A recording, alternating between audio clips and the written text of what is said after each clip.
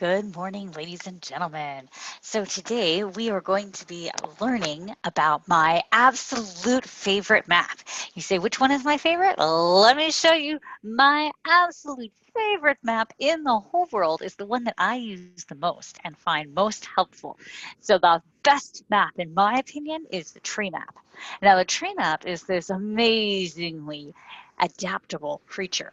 So the tree map is used to classify information. So we put things in categories and we describe them.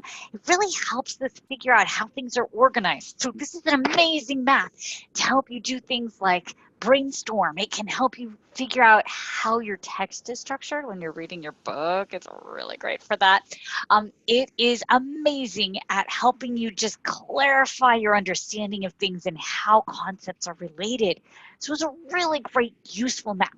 I wanted to give you an example. So we're going to go over this first one. So this map is an example of a tree map I created about my favorites. You can see up here, I've got the topic. This particular map is a map that has to have a title. So every tree map has to have a title at the top. You can see at the top, I've entitled mine, My Favorites. Then I created sorry, I can't count today. I created 4 columns, and each column is labeled. You can see that I have a, a sorry, I have this little swoopy thing here that connects each of my columns, and then each column is then connected, each branch is connected to the top of my tree. So beneath my title, I have a heavy line, and then I have a line that goes down, and then I have my branches coming out from that. Each branch has to be connected to my topic, my title. All right, so you can see I did that. And then I wanted to sort out some of my favorite things. I was just kind of brainstorming, right? So I thought, okay, I'm going to talk about foods, musicians, colors, and travel destinations. A tree map must have, for our purposes, ladies and gentlemen, at least 3 examples or details in each branch. So you can see here that in my first one, I have exactly 3 examples. So my favorite foods include this delicious dish called calabacitas, tacos, and chocolate. And you can see in my frame of reference, remember if you haven't taken any of our other classes, the frame of reference is this beautiful frame that goes all the way around my map. And I use it to document where things are found, talk about my point of view, make connections between other concepts. So the frame of reference is massively important because this is what tells our brain, whoa, dude, look, this is something you need to learn. Store this somewhere so you can get back to it again later. All right, so you can see next to calabacitas in my frame of reference, I put a little note about why it's important to me, where I got it from. So I learned how to make it from an amazing friend who I love dearly. And so that dish has a lot of meaning for me because not only is it delicious, but it brings back wonderful memories of good times. So that's why I put that note here in my frame of reference next to calabacitas. And you can do this for each item on your list, ladies and gentlemen. So you could list where you learned about tacos or why they're important to you. Chocolate is like, dude, chocolate's life, right? Yeah. So, so maybe I wanted to add a note here in my frame of reference, and I would say best things in life. All right, so then that would go over here next to chocolate, and I wanted the same color. There we go. Okay, just being a little angle there. All right, guys. Okay, so chocolate, the best things in life are chocolate, right? So I'm putting details about each of the items in my frame of reference. All right, so notice that in my next column, musicians, I don't have only 3 entries because like it's music, dude. You can't just pick 3 musicians. And this is a very, very short list because, you know, I had to keep it on the map, but I just put some of the musicians that have had the most influence on me in my life on this one. You can see I limited it. I only have 1, 2, 3, 4, 5. I only put like my top 6, right? These are just a few. This is just a tiny, tiny selection, but I had to pick some. Okay, and then I wanted to put a detail detail in my frame of reference about musicians. This was so hard to make this list. And don't laugh at my entries, people. I know yours are different, okay? But one of the things that really influenced me was my mom's collection of vinyl when I was a child. And so that really helped me kind of think about which musicians had the most meaning and influence on me and what I like. And so that's why I put in my frame of reference this note that I love my mom's collection of vinyl because that really influenced my selections. So I'm being purposeful in the notes that I write in my frame of reference because they explain how this has meaning for me or where it came from. All right, so then I've got colors, and you guys may notice there's like a theme to my colors. These are all shades of blue because I'm a blue girl. Blue is my favorite color because blue is the color of the beach, right? Everything at the beach is different shades of blue. You got the sky, you got the ocean, everything, it's all different colors of blue. So here I've got lists of blue, and then in my frame of reference, I made sure to know why blue is so important to me. Any blue reminds me of the beach, and the beach is my place. That's my home, right? Okay, so there I've got my note in the frame of reference. Notice that here I still have more than my minimum of 3 items in my list. Remember that you have to have at least 3 items in under each branch. Okay, and then last of all, I've got travel destinations, and here I just stuck with 3 because I could go on, like I could just say the whole world, but places I'd like to go, right? Paris, I haven't been there yet. Next to Yosemite, I've got a note in my frame of reference. This is my happy place. Whenever somebody says, go to your happy place, this is where I go, right? Yosemite, it grounds me. It's the only place, not the beach, that's my happy place, right? And then somewhere Paris and the Swiss Alps, those are places I really want to travel to someday. So I've got my travel destinations on there. Now, in my frame of reference, I did a really good job of documenting why each of the things are important to me, but I also need to answer some kind of a critical thinking question that's going to clue my brain into, oh, this is important. All right, so in this particular one, I answered the question, how might culture affect your likes and dislikes? When you're answering this question, it needs to be more than one sentence, right? This should be a long, extended answer because this is going to help you prepare to be able to explain this to your teacher, to your peers. This is a critical concept that's going to help us connect what we're reading in our language arts class with what we're doing in our science class or some other kind of connection. This is a really powerful tool for you guys. So I quickly answered mine in just a couple brief sentences that would give me like a launch pad to start a conversation. So culture might affect our likes and dislikes. I grew up in California, which, guys, I typed this too quickly. Look at that, misspelled California. And I was exposed to Italian and Mexican cultures. So that influenced my food selections a lot, right? Because all the good stuff, right? I live near the beach and I spent a lot of time outdoors, so I enjoy beachy colors and outdoor travel destinations. I inherited my mom's eclectic love of music because of all the vinyl collection that I used to listen to, and I love, I can listen to any music, and it's so much easier to do, and clearly you can see this is a sentence I need to work on because this is not a properly formed sentence. I've got too many ideas in this last sentence, but I love being able to listen to anything, and I love that in this digital age I can stream any style of music for free. It's so much easier than it used to be. All right, so you can see here I've got a beginning of how I would answer this question. It does not need to be perfect because, ladies and gentlemen, this is just our beginning, right? It's a launch pad for our conversation. All right. Okay, so I've given you an example of what a tree map looks like. We've talked about the different parts in the map, and I wanted to make sure that each of you know you have to have at least how many items under each branch? Count them 1, 2, 3. That's right. 3 items in each branch. You can have more. You can have 25. You can have 60. I don't care. But you got to have a minimum of 3. All right. And you have to have this beautiful frame of reference, right? In your frame of reference, you're going to document where you got your ideas from, why they're meaningful to you, And you're also going to answer a critical thinking question that becomes this wonderful launching pad to help you talk or write about your ideas. So this tree map is going to help you really focus in on, well, what do I know about this topic? All right, okay. And how do I know it? Where did this information come from? And how can I connect this to something else I'm trying to learn? All right, ladies and gentlemen, I think we got a good start on this. So let's take a look at our next map.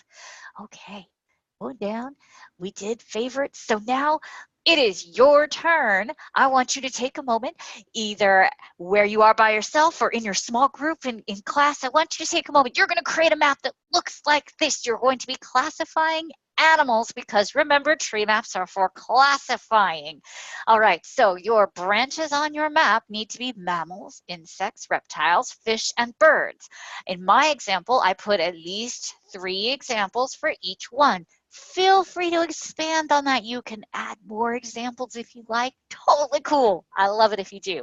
All right. You need to answer in your frame of reference. You need to explain where each animal can be found. So that might be the biome or the specific habitat where that animal can be found. That doesn't sound that hard, right? Okay. Lizards, got them. They're in my backyard. Okay. So you need to make sure you're telling where your animals can be found in your frame of reference. Also, you're going to be answering a critical thinking question in your frame of reference. And I've put that critical thinking question up here at the top. You don't have to write it at the top of your map. You can put it anywhere inside your frame, as long as it's in your frame with an answer. So our critical thinking question is, how does human impact on the environment impact animals? All right, ladies and gentlemen, we're going to give you a few moments. I'm going to ask you to pause the recording and create your map so that you can share it with me and with others. Take just a moment to go ahead and do that. I'll ask you to pause, and then I'd like you to come back to us. All right, ladies and gentlemen, you've had a chance to create your animals map. Now, I'm hoping that you can also find someone at your site, at home. I'd like you to take a few moments. I want you to share this with someone nearby. I want you to take a chance to make sure that you're speaking with purpose. When you talk to them, you need to make sure that you're making eye contact with your audience, whether it's your best friend, your mom, your dad, your teacher, the person sitting next to you. We have to be purposeful when we are sharing our ideas. So make sure that you're making eye contact, just like you saw me model when I shared my map with you earlier. You want to make eye contact. You want to speak at a pace that people can understand you. So you might, just like I just did, you might have to think carefully and slow down so that people can understand you. Make sure that you're speaking clearly. Take your time. All right. Make sure when you're explaining your map to someone that you introduce the topic. So you have to start by telling them, I'm going to talk to you about the different kinds of animals. Then give an overview of the branches before you give details for each specific branch. And remember that you need to share your information from your frame of reference. So you can choose to do that as you're documenting each thing in your branch. That's great. At the end, you want to include your answer to our critical thinking question. So make sure that you go over that extended answer with your audience. And if they ask questions, be ready. This is an opportunity for you to speak and interact with them and get to share your ideas. All right, ladies and gentlemen, I'm going to ask you to pause while you share this map with someone nearby. Okay, I hope that you found someone who enjoyed your map just as much as you, and we're going to go on to our next activity. So we've talked about our favorites, we've talked about some animals. Let's look at the next map we're going to do is a map that explains an author's purpose in writing something. So notice I'm being very purposeful with you. I'm explaining what our topic is. When an author writes a piece, they always have a reason for why they're writing it. So for example, a couple of weeks ago, my daughter really wanted to get a new dog, so she wrote an essay trying to convince me to get her a new dog. That would be an example of trying to write to persuade someone.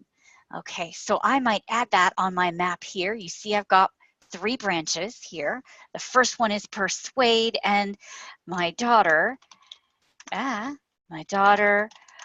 wrote to convince me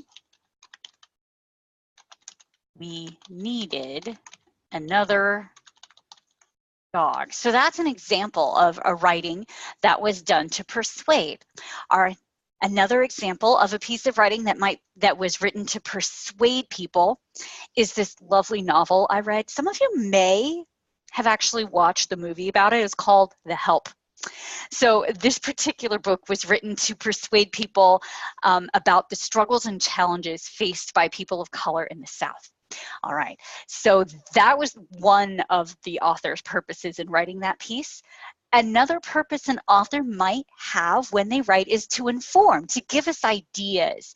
So I know all of you have read many, many, many textbooks. Textbooks are examples of writings that were written to persuade us, to give us more not to persuade us, but to give us more information about a topic that may help us inform our own opinions.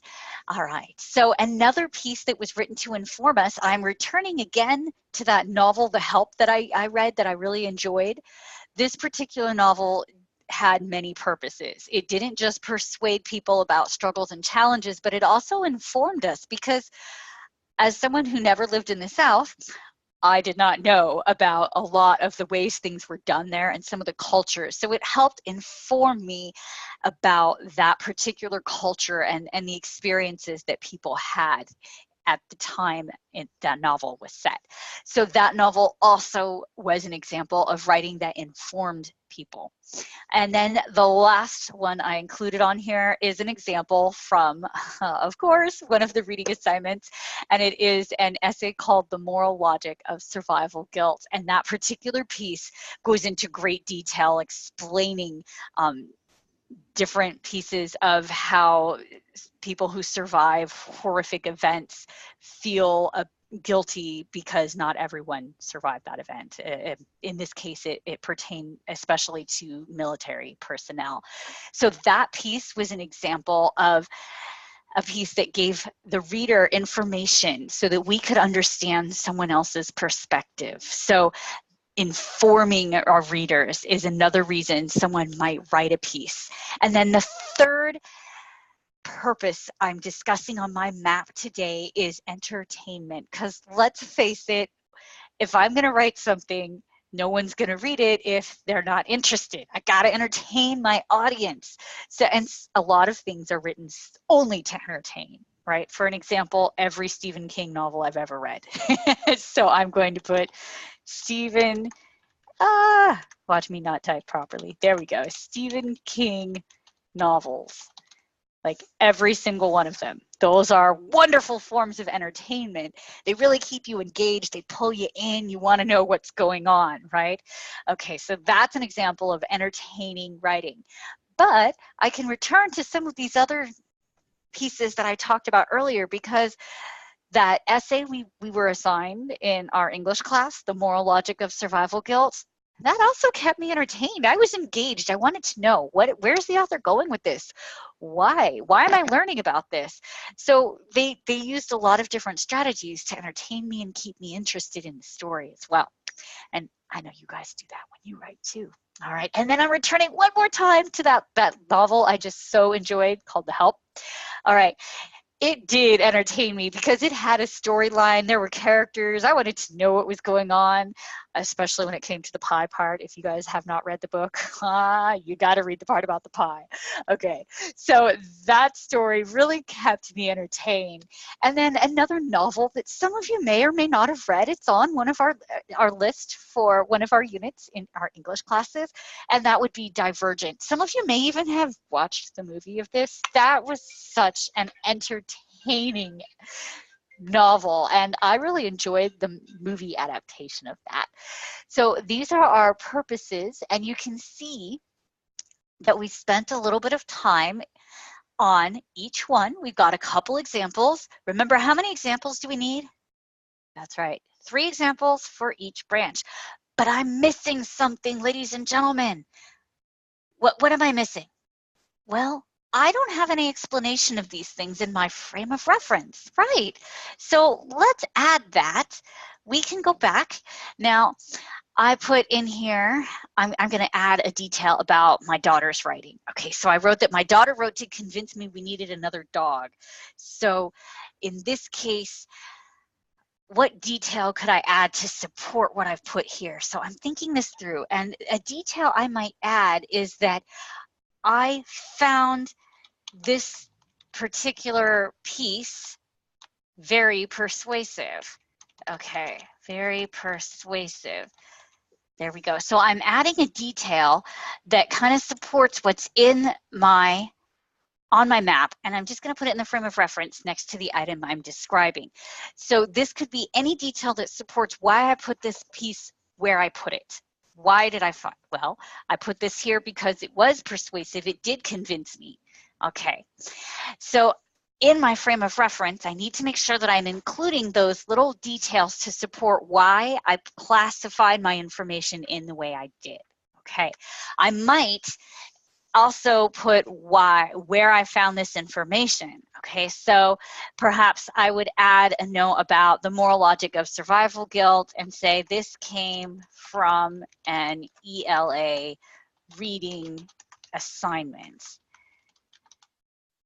So now I know where this information came from. That's another piece of information that might be included in my frame of reference. All right, ladies and gentlemen, now there's one other piece I'm missing from my frame of reference. Yeah, anybody got an idea? Okay, well, I have identified my topic. I discussed it, I looked at each branch and I found examples for each branch, and I have background information to explain where the examples came from, why they were meaningful, or something along those lines, but I'm missing a critical thinking question. That's right. So in this particular map, a critical thinking question that might help me, I'm going to think about this. Now, if I were writing a test, what question might I ask? So I might ask a student in this case, how knowing the author's purpose can help me better understand what I'm reading. How can understanding the author's purpose help me understand my reading? There we go. Okay. So this would be a great critical thinking question that I might be able to answer after thinking over my map. And now, am I going to answer this in one question, ladies and gentlemen? Oh, no, you're right. I can't answer that question in one sentence. No way. This is an extended answer, right? It's got to show that I am putting a lot of thought into what I am doing. So this should be at least a short paragraph. I can put it anywhere on the map that I want, but I need to make sure that I am really spending some time and thinking through my answer to this question. All right, ladies and gentlemen, thank you for helping me compose a map on the author's purpose. Now, guess what? It is time to ask you to start working on a homework assignment. All right, ladies and gentlemen, so this next map is a map you will be creating on your own and bringing in to your teacher, because those teachers, they know what maps you're supposed to bring to them every week, right? So they're going to be looking for this map. Okay, so the first map you're going to create on your own is a map about, yep, you saw mine, you guessed it. You're going to create a map about the Constitution. Yeah, okay, cool. This isn't so bad, right? All right. So our Constitution set up 3 branches of government. So you can see I've got 3 branches on my map: the legislative branch, the judicial branch, and the executive branch. I suspect that many of you have learned about this starting in 5th grade, and then again in 7th grade, and then again in high school. However, what I'd like is for you to take the information you know, and you can add to that information by finding some information in your government book, and I've got that right up here in your government book. You might find information to help you complete this map on pages 268, 364, and 518. Each of those pages has information about the branches on our map. If you are taking US history, you might find that information on pages 89 to 93. For those of you who aren't taking government or history and aren't able to ask your teacher if you can borrow one of those books, you may look at this website. It's www.house.gov/the-house-explain/branches-of-government. I'm going to leave this up on the screen while I talk longer so that you guys have a chance to copy down that website and the page numbers if you need it. Make sure that when you are writing your maps, you include a lovely frame of reference. That's right. Your frame of reference needs to explain where your information came from. So you're going to tell the teacher whether you used the government book, the history book. If you use the website I'm giving you, I don't want you to say internet. I want you to document that website's web address so that your teacher could find the information on that website. So we need to be careful in our frame of reference when we're documenting sources that we are specific and we give enough information that our audience is able to find out where we got that information. They need to be able to locate that source as well. Awesome. All right, ladies and gentlemen, we also need to include a critical thinking question in our frame of reference. The critical thinking question we're going to answer in this map is, what does this have to do with your econ or history class? Everyone is or will be taking an economics or history class, so we should be able to find some way that our Constitution connects to one of those classes. And this question may take you a while to answer, so be prepared to spend some time finding an answer to our critical thinking question. I don't want to see one-sentence answers here. Remember, we need to have an extended response so that we're ready to be able to talk about this topic with our teacher or classmates or anyone who has questions. All right, ladies and gentlemen, I've shown you the map, but you know what's missing? I need to show you a rubric so that you know what your teachers are expecting. So let's take a look at a rubric for a tree map. All right. Now, a tree map has several criteria. So this particular rubric is what I like to call a one-point rubric. I like to make it simple so that you can have a conversation with your teacher. So on the left, we see concerns. Those are areas for growth where we could improve our map. On the right, we see advanced. That's where we can document places, things we did on our map that we did really well. Okay, and then our criteria are in the middle. So we need to make sure that our map has all of these criteria in order to make sure that it was completed correctly. So let's take a look. The first criteria is that the subject and branches are clearly and legibly labeled. I know that sounds elementary, but if I can't tell what you're talking about, I can't really understand your map. And when you go back to look at it to start those conversations with your classmates and your teachers, you need to be able to read your own writing. Okay, there we go. So that's a pretty simple one, right? And the next one I've gone over a couple of times as we did this. You need 3 or more details for each branch. That's pretty straightforward. You can have more than 3, but you got to have at least 3.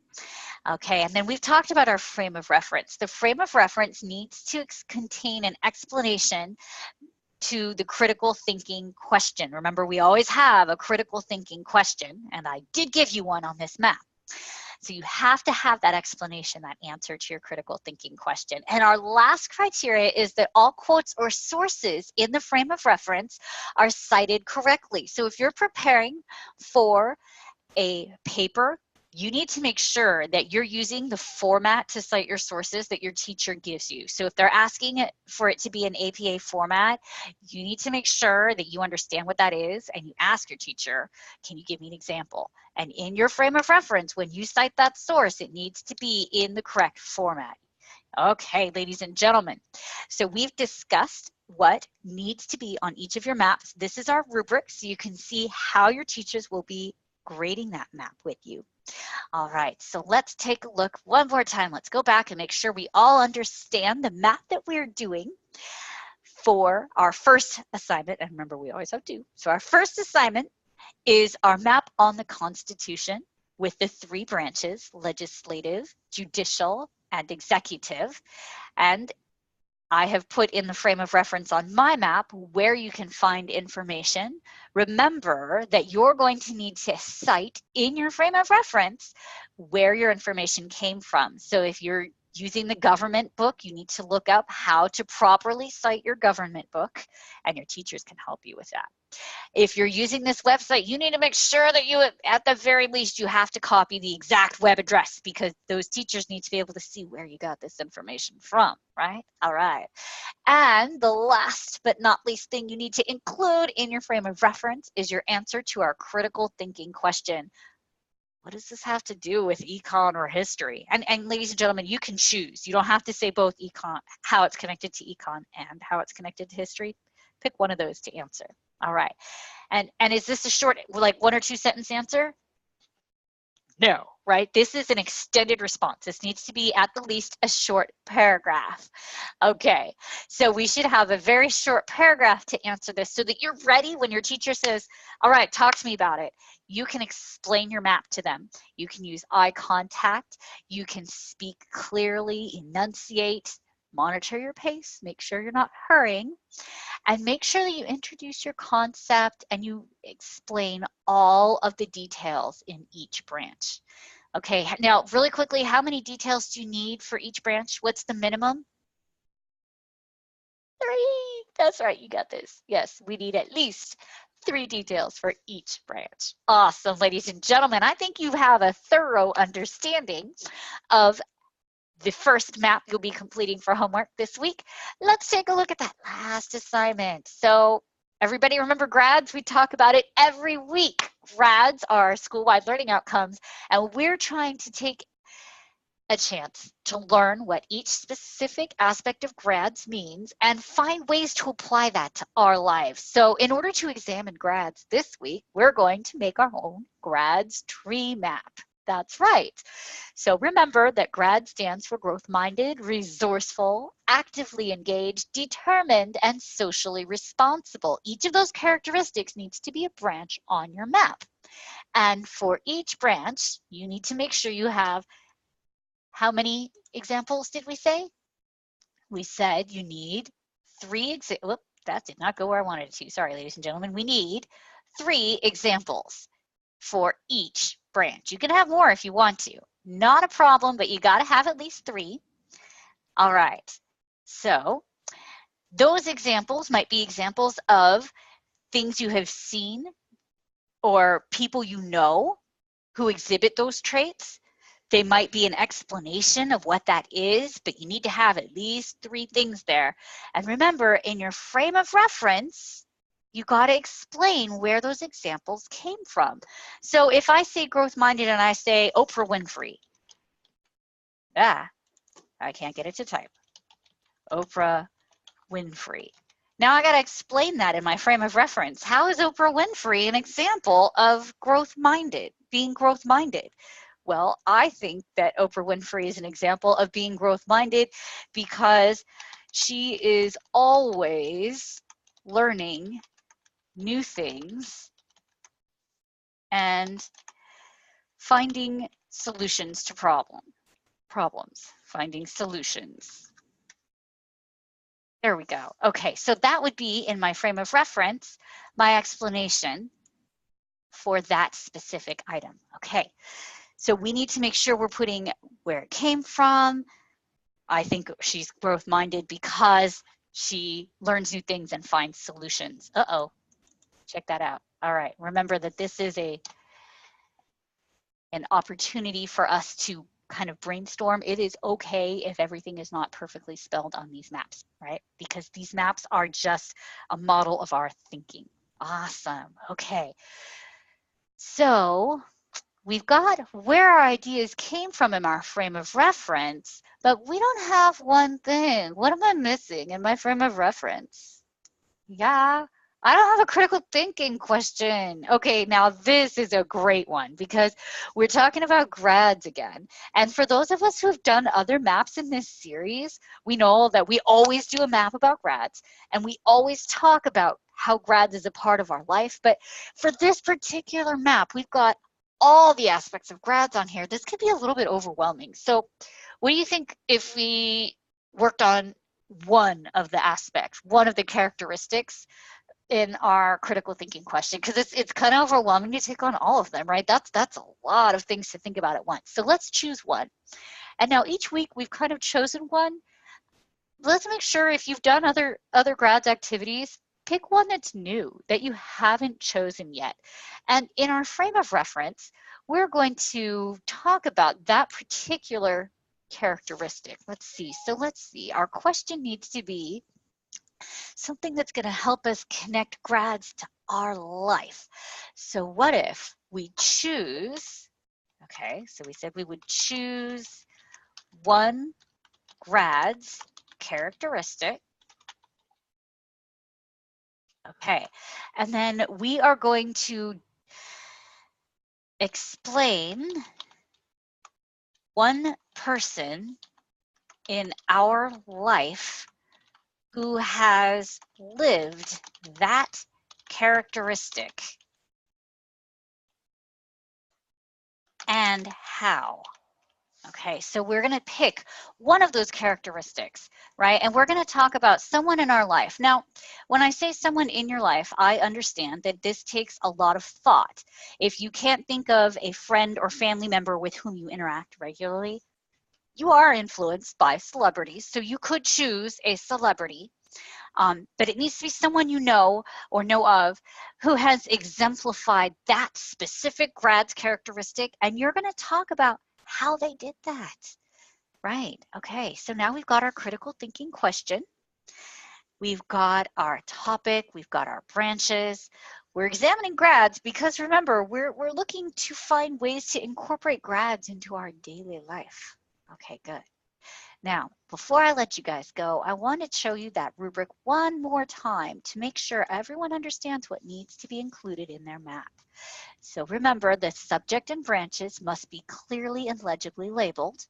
You must have 3 or more details for each branch. Your frame of reference must explain or answer that critical thinking question. And if you are citing any sources, you need to make sure that you're citing those sources in the proper format. And remember, you can check with your teachers if you're not sure how to do that. All right. So now we've reviewed our rubric. We've reviewed the maps that we're doing at home. Very quick recap. I want to make sure you remember you have 2 maps due to your teachers next week. So the first one is the Constitution and the second one is your grads tree map. All right, ladies and gentlemen, do we have any questions from our online audience today? No. Okay. I want to thank each and every one of you for joining us on our journey to explore how tree maps can help us better understand what we're doing in our classes. Our readings, we can use them to help us prepare for academic conversations. Remember, this is one of the most versatile maps we will learn, and it is an amazingly helpful one. And tune in for my next tree map related lesson when we learn how to use tree maps to take notes from our readings. Yeah, you're going to like it. It's awesome. All right, ladies and gentlemen, I want to thank you so much for joining us today. We will see you next time. Bye-bye.